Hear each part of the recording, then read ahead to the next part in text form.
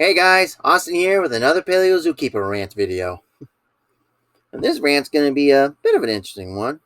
It'll basically be on a question that one of you guys had asked me a while back.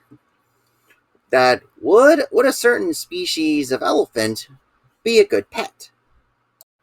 I can definitely understand why. Palaeoloxodon falconeri, or the Mediterranean dwarf elephant, is, or at least one of the dwarf elephants, is definitely a pretty small elephant. About 300 pounds in weight or over, and even able to be up to around 3 feet in height. With that kind of size, it would definitely be understandable why someone would think that this little elephant would be a pretty good pet. Okay, actually, it's a weight between 300 and 700 pounds, but it still makes it immensely smaller than the average than the elephants we have today, which will weigh like between 4 to several more tons. So, and considering that practically every little kid always wanted a pet elephant, including me, I wonder that. And now, I actually made a video already about this species of elephant.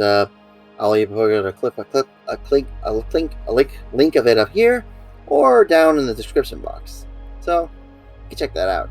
But I'll cover some of the things in that video in this rant video for this question.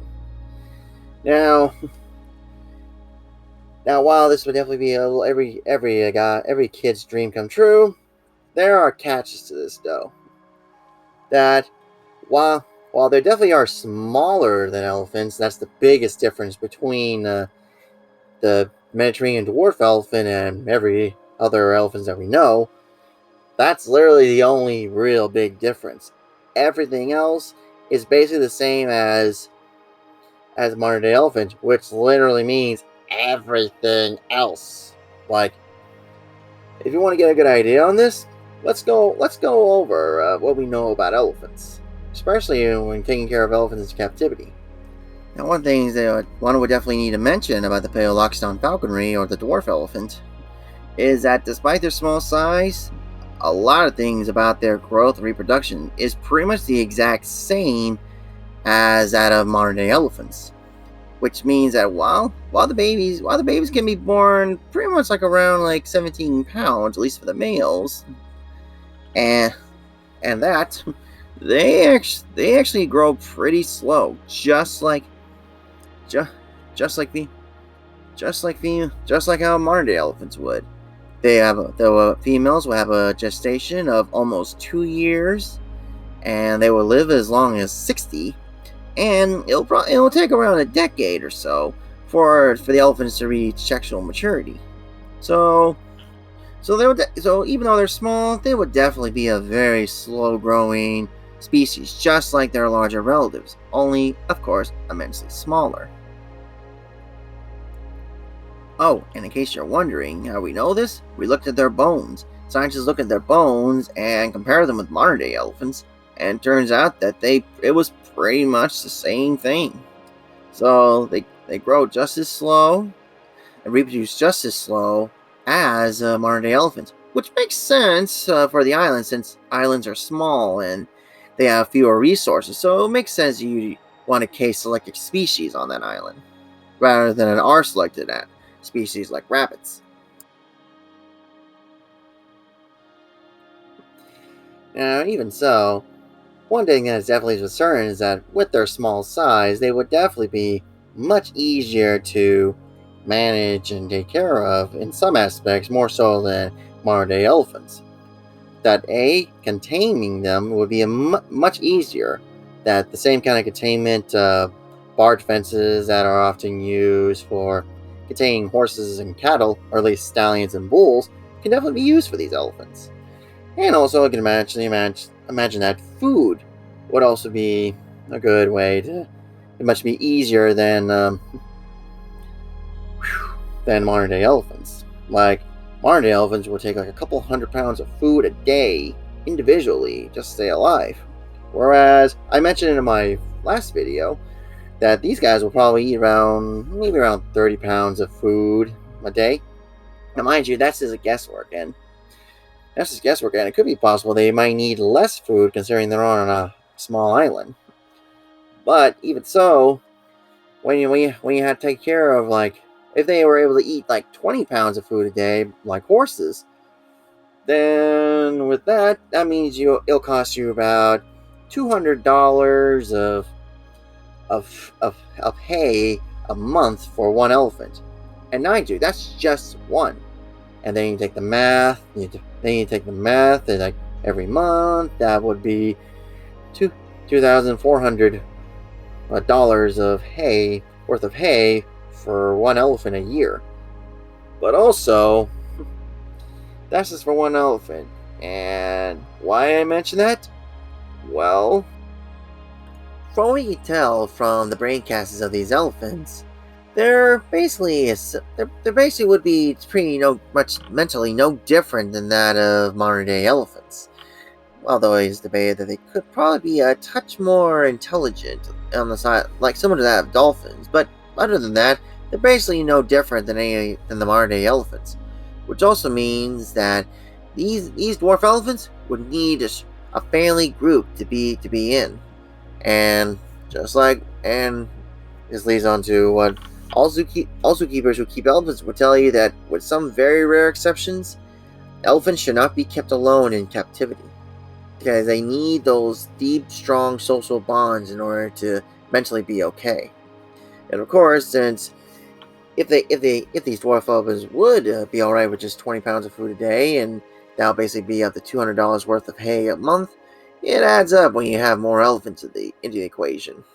So yeah.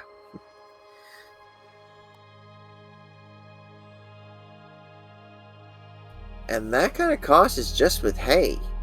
Anyone who's worked with elephants can tell you that they need more than just hay. They'll also need grains, fruits, vegetables, bread, and browse. Basically, leaves and branches from non-toxic trees. And this is not just for nutritional needs. This will definitely be for their dental hygiene as well.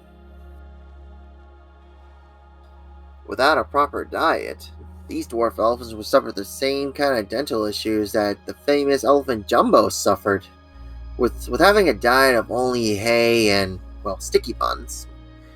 His teeth, who are normally like conveyor belts, and they're normally replaced after a while, especially after eating very hard food, have become soft, and they don't really lose the teeth they should, and they basically get all messed up and would give him a terrible toothache.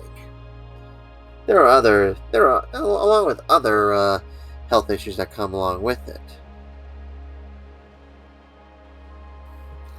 One way that could be done to help lessen the load of the feed bills is if you have a farm or a small ranch or got some land, you could be able to have some land to be able to have your dwarf elephants on, so that they can be able to graze and browse to their liking. Now, mind you, while a regular grass field with a couple trees as shade would definitely be good for horses and cattle, this would be decent for dwarf elephants, but they need a much more dynamic environment than that. Since anyone who's ever worked with elephants can definitely tell you that elephants get bored very easily. Much like how pet owners who have parrots can tell you that parrots can get bored very easily, so would these dwarf elephants. So they will definitely need a lot of enrichment. And not only just a lot of enrichment, but they need the enrichment to be rotated so that they don't get too bored. So it will definitely be a demanding pet to be, so that they don't get bored. So this is definitely something to consider, and especially in a pasture habitat, along with grasses and trees, there also need to be like some enrichment items, a water hole or mud hole of sorts, so they can be able to spray themselves off when they're hot or want to take a mud bath. And that's just a few things that you definitely need to take consideration.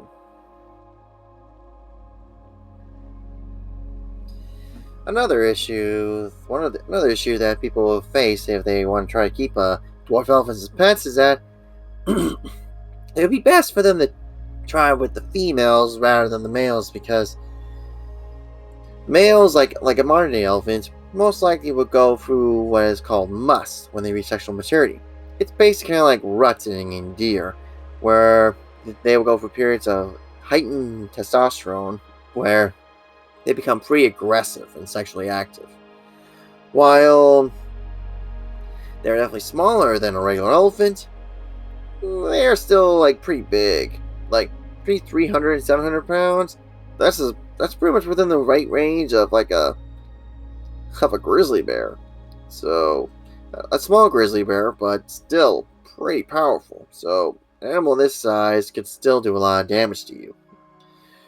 Now, normally when you want to avoid dealing sexual behavior like this, you want to have them snip snip. However, unlike a cat, dog, or a bull or stallion, where it's an easy to castrate them, land elephants, not so much, for their testicles are actually inside. So this will require more major surgery, and while it'll probably be easier on the dwarf elephants than it would be on the regular elephants, it has been done on those regular elephants, it'll still be quite expensive, and I'm not sure a lot of people want to deal with that. And along with that, there's also a lot of medical issues that are unique to elephants, and also some that are also similar to other ungulates as well. You will definitely need a zookeeper veterinarian, at least currently at this moment, a zoo veterinarian to be able to take care of them, and they're not always on call, and that can also probably be expensive. So, would these dwarf elephants be good pets? I would say no. If you got a lot of money, maybe, but for the vast majority of people will not have the adequate finances, food, resources, staff, and all that to be able to take care of them. So I would say no, they will not. While they're smaller, they still have all the other issues that come with elephants. But I could definitely see dwarf elephants being like the perfect small zoo elephant. Like a small zoo can still have elephants that are manageable size, and they can be able to work with them pretty well since they're a lot smaller. And they can also be a species of elephant that can work very well as like a starter up for anyone who wants to work with the regular size elephants. They can work with these mini elephants so they can get a feel for the basics, and then they can graduate to the bigger ones. So while they definitely would not make good pets, I could definitely see some really good things for them if they were resurrected today and kept in captivity. So I could definitely see some good things for them. And there you go, guys. It's just a quick, relatively quick rant video on this kind of topic. But sometimes when I hear questions from you guys in the comments section, I often brainstorm about stuff like this. So, yeah.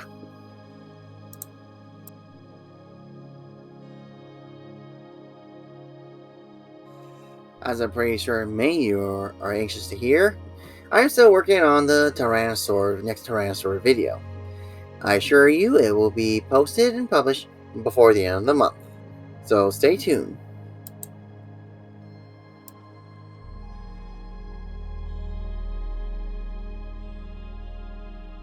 I sincerely hope that each and every one of you has a grand day.